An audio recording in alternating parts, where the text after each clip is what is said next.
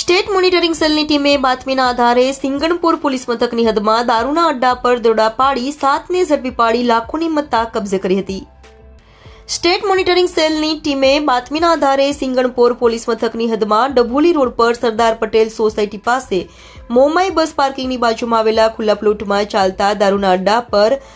દરોડા પાડી ત્યાંથી વિદેશી દારૂ, વાહન અને રોકડ તથા મોબાઈલ મળી 3,58,000થી વધુની મત્તા સાથે 7 આરોપીઓ સુમન પઠાણ, દીપક કિશોર ખુંટિયા, ધર્મેન્દ્ર રામદુલાર પટેલ, જગદીશભાઈ વિખાભાઈ છાટ્રોલા, વિપુલ બાબુભાઈ પીપલિયા, સતીશ દયાભાઈ મકાસના અને હિતેશ શાંતિલાલ પટેલને ઝડપી પાડ્યા હતા. જ્યારે ચંદ્રકાંત નારણભાઈ, દીપકકુમાર, દીનાનાથ તથા રિક્ષા માલિક દારૂનો જથ્થો આપી જનાર, લાઇટ સપ્લાય આપનાર સહિત 5ને વોન્ટેડ જાહેર કરી તમામ વિરુદ્ધ સિંગણપુર પોલીસ મથકે ફરિયાદ નોંધાવતા વધુ તપાસ સિંગણપુર પોલીસે હાથ ધરી.